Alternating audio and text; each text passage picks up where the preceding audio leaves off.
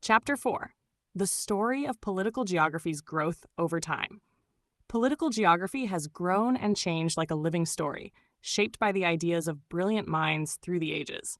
It begins in the ancient world, where geography and politics intertwined naturally, and continues to evolve as new thinkers shaped its direction. Let's journey through time to understand how this fascinating discipline developed. Ancient beginnings. The seeds are planted. The story starts with Herodotus, 485 to 425 BCE, often called the father of history. While documenting the Persian Wars, he realized that geography played a major role in shaping human behavior and the fate of empires.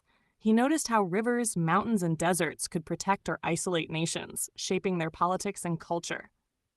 Around the same time, Plato, 428 to 347 BCE, imagined his ideal state in the Republic, showing how the layout of cities and regions could support harmony and governance.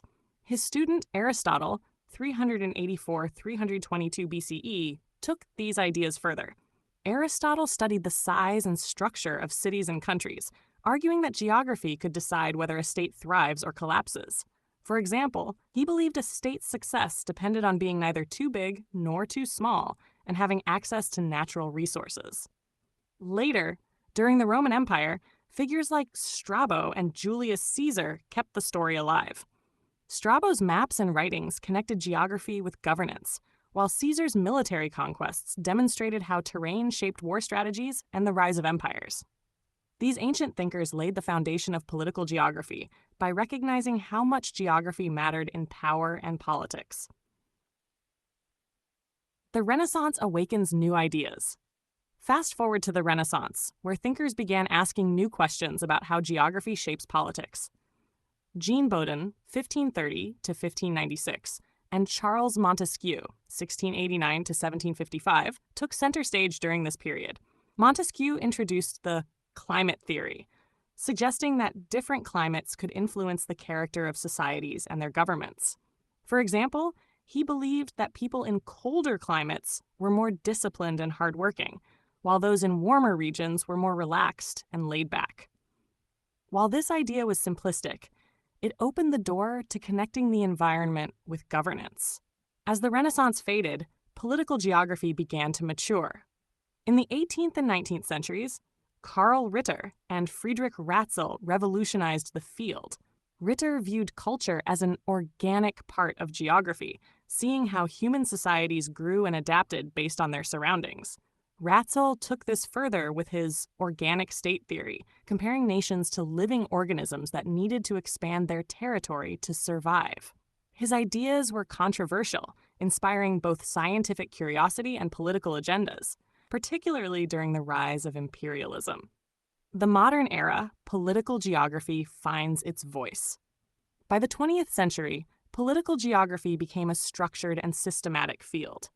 Pioneers like Miss Ellen Churchill Semple, 1911, introduced environmental determinism, suggesting that geography dictates how societies function and grow.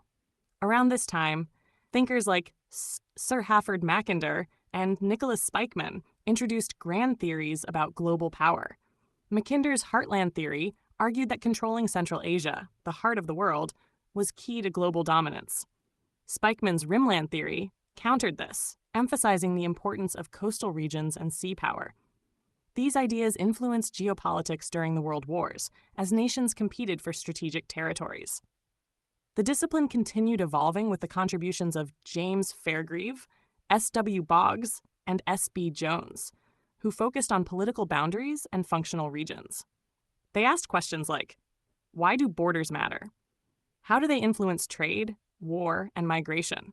Meanwhile, scholars like R.V. Prescott and Isaiah Bowman looked at political geography through an economic lens, exploring how trade routes and resources affect global politics. Later, 20th century scholars such as M.K. Srivastava and R.L. Dwivedi brought regional perspectives, particularly from countries like India, into political geography. They explored how colonialism, independence movements, and regional conflicts shaped political spaces in the global South. A living story.